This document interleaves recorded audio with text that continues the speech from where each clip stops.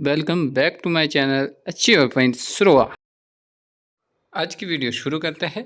एक प्रश्न है, एक शर्ट की कीमत में 25% की छूट है, यदि विक्रय मूल्य 60 रुपये है तो शर्ट की मूल कीमत क्या होगी। इस प्रकार के प्रश्न आपको कॉम्पिटिटिव एग्जाम में देखने को मिलेंगे। तो चलिए दोस्तों, इसको सॉल्व करते हैं। चलिए शुरू करते हैं। 25% की छूट, इसका मतलब जो है वो है कि 100% में से 25% की छूट है, यानी कि 75%। जो 75% है हमारे पास दिया हुआ है 60 रुपये, यानी कि 75% ऑफ एक्स। इसमें आप बोलेंगे ये एक्स क्या है, ये है मूल कीमत हमने मानी। इसका मतलब कि जो शर्ट की जो 75% कीमत है वो 60 रुपये है, और हमें पता है प्रतिशत को हम 1/100 लिख सकते हैं, इसलिए एक्स बराबर है 60। जो हमारी कीमत है को गुणा 100 करके बटे में 75, यानी कि जो 100 पर दूसरी साइड, जो बराबर के दूसरी साइड भाग कर रहा था वो बराबर के दूसरी साइड एक्स की दूसरी साइड जाके गुणा करेगा, और जो 75 गुणा कर रहा था एक्स को वो दूसरी साइड जाके भाग करेगा। इसको और सरल तरीके से लिख सकते हैं, क्योंकि हम जानते हैं कि 25 से जो है दोनों भाग हो जाते हैं, 100 भी और 75 भी। 100 को भाग किया तो 4 आया, 75 को किया तो 3 आया। तो इस तरह से हमारे पास इक्वेशन आई, x बराबर है 60 गुणा 4 भाग 3। अब 3 से 60 को भाग दिया तो हमारे पास आया 20। तो अगली इक्वेशन आई हमारे पास x बराबर है 20 गुणा 4। 20 गुणा 4 सिंपल गुणा किया तो हमारे पास x की वैल्यू आई 80। तो इसका मतलब दोस्तों, जो एक्चुअल में जो शर्ट मिल रही थी वो 80 रुपये में मिल रही थी, उसमें दुकानदार ने 25% छूट रखी, तो उसकी कीमत जो है वो 60 रुपये उसने बेची। तो हमारे से एक्चुअल कीमत पूछी गई थी, मूल कीमत। जो मूल कीमत क्या आई, 80 रुपये। इस प्रकार के प्रश्न में दोस्तों थोड़ा सा ध्यान देना होता है, क्योंकि 25% छूट है, तो हमें पता है कि 25% को 100 से घटाना है, तो ये 75% की जो वैल्यू हमारे पास दी है 100% का हम उनसे निकाल सकते हैं। तो इस तरह से प्रश्न आते रहते हैं। जो आपका पुलिस कांस्टेबल का एग्ज़ाम है उसमें भी इस तरह के प्रश्न देख सकते हैं। तो आइए दोस्तों एक और प्रश्न करते हैं।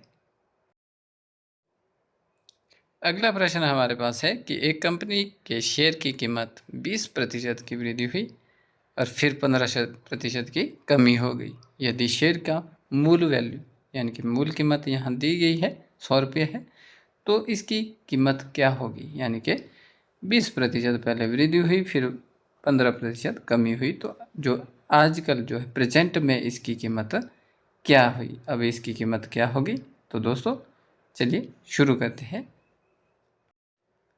शेयर की जो मूल कीमत है वो हमारे पास पता है 100 रुपये है, तो 100 रुपये इसकी मूल कीमत है। तो सबसे पहले हम पहली कंडीशन देखें, 20% वृद्धि हुई है, तो 20% वृद्धि यानी कि 100 का 20% हमने निकाला, तो 100 का 20% हुआ 20 रुपये। तो नई कीमत जो हुई वो 100 में प्लस हो गई, यानी कि 120 रुपये हुई। तो दूसरी कंडीशन, अब हम दूसरी कंडीशन देखेंगे, फिर क्या हुई 15% कमी। तो 15% कमी निकालने के लिए हम 120 का 15% निकालेंगे, क्योंकि जो नई कीमत का 15% में कम, उसमें ही 15% कमी आई।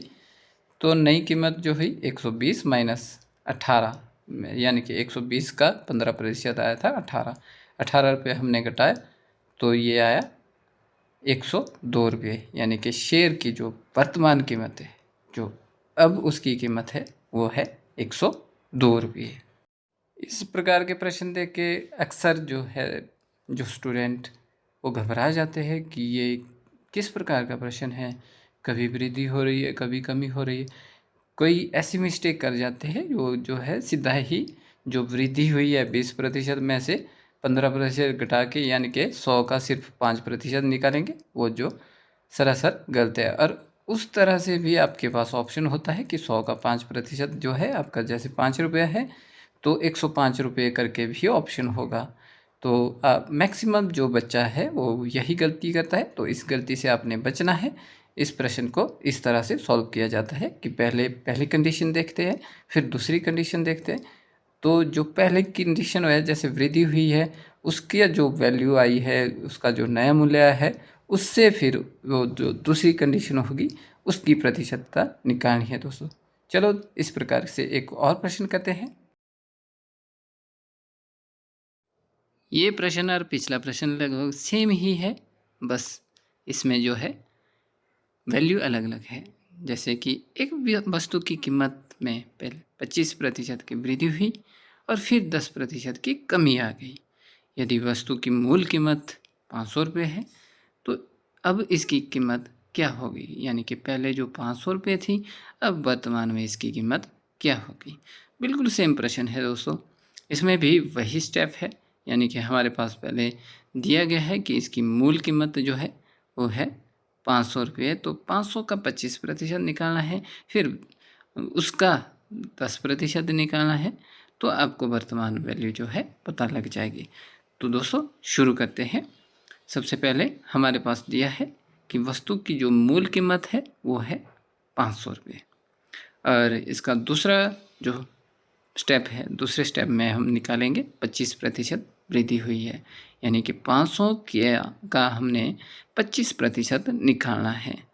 तो 500 का प्रतिशत कैसे निकालेंगे, 500 गुणा 25/100, यानी कि हमारे को पता है प्रतिशत का मतलब होता है 1/100।